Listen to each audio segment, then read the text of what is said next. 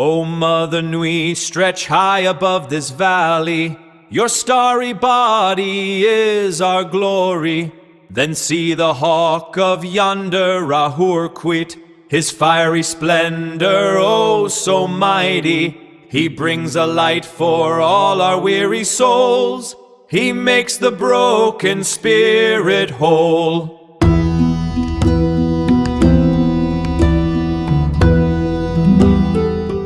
When you look at a blueprint for a building, you generally expect these clean, logical lines. Like you lay the foundation, you put up the walls, and you get a house. Right, it's supposed to be straightforward. Yeah, exactly. But when you look at these ancient esoteric blueprints for spiritual evolution, that straight line just, well, it totally disappears. Oh, completely. It looks a lot more like a chaotic, terrifying spiral. It really does.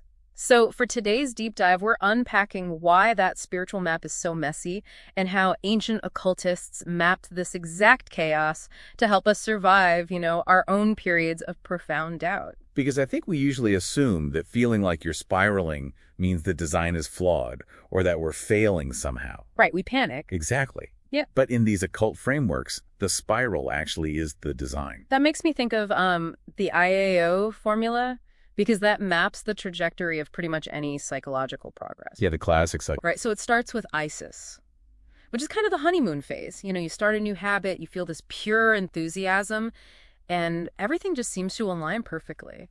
ISIS is inherently unstable, though. Oh. I mean, it's a temporary calm. Because it doesn't last. Right, because you inevitably hit Apophis, and this is the demolition phase of the blueprint. It's the domain of chaos, destruction, doubt. It's where things get really painful. Oh, excruciating. The habit that used to bring you joy suddenly feels awful. I mean, esoteric literature literally describes it as feeling like a finger in an open wound. Ugh, wow. That sounds exactly like, hitting the wall when you're trying to master a new skill. Like if you're learning a language or picking up an instrument. Yeah, that's a perfect comparison. But we're completely conditioned to view that painful friction as a failure. Like we think, oh, I'm doing it wrong, I should just quit. But is this Apophis phase actually just the required demolition work? It is, yeah. It's an absolute structural necessity.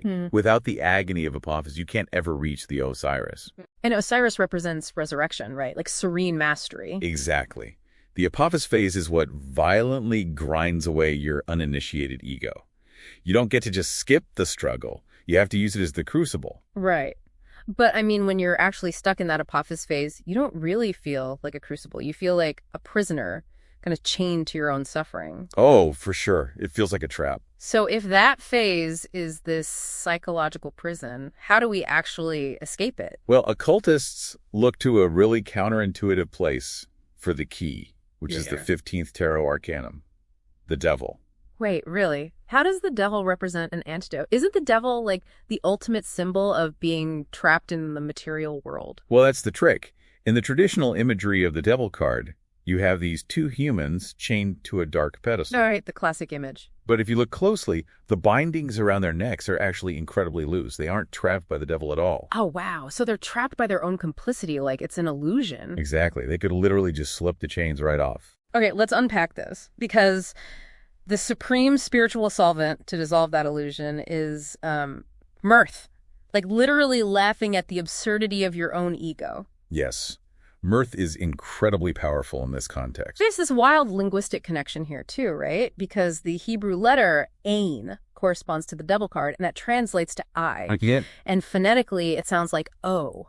So when occultists use those chants that emphasize that O sound, is it literally a demand to open the inner eye? That's exactly it. It functions as a sort of phonetic technology. Oh, fascinating. By looking through the dense illusion of your suffering with that singular inner eye, you start to perceive the cosmic joke. You recognize the mind virus of your own misery. So invoking that raw power of serious mirth just shatters the illusion of the Apophis phase. It shatters it completely, yeah. But where does that active energy to laugh at our own chaos even come from? I mean, to understand that, we kind of have to zoom out to the master blueprint, right? Right, the Kabbalistic tree of life. Yeah, which acts as this massive map of human consciousness. And the center column of this map represents perfect androgynous balance. Yes, the middle pillar. But here's the paradox. Its highest sphere, Kether, is called the Father, and the central sphere, Tiferet, is called the Son. It sounds contradictory. Totally. How can a sphere of perfect balance have a specific gender?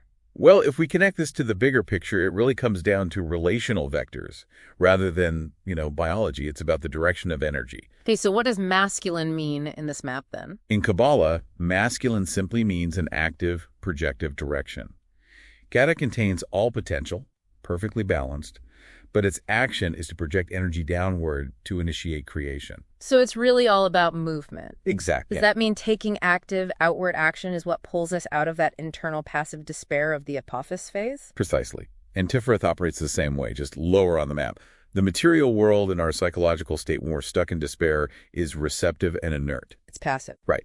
So by projecting energy downward, by taking deliberate, active steps, we rescue ourselves from that inertia. We're acting as an active solar force to lift ourselves out of the demolition phase. Wow. I mean, that completely changes how you view your own burnout. It really reframes it, doesn't it? It does. It means those periods of emotional or intellectual dryness, they aren't failures at all. They are just the necessary friction of the A phase grinding away the ego. And we possess the power right now to invoke mirth and just slip out of those loose chains. Which brings us right back to the reality of the blueprint. True psychological and spiritual evolution isn't about, drawing clean, unbroken lines. No, it's learning to build directly on top of the messy, chaotic reality of the human experience. Right. And if esoteric mastery is ultimately just cultivating indestructible serenity amidst that chaos, you really have to ask yourself, how much of your current suffering would instantly vanish if you simply chose to find the cosmic joke in it?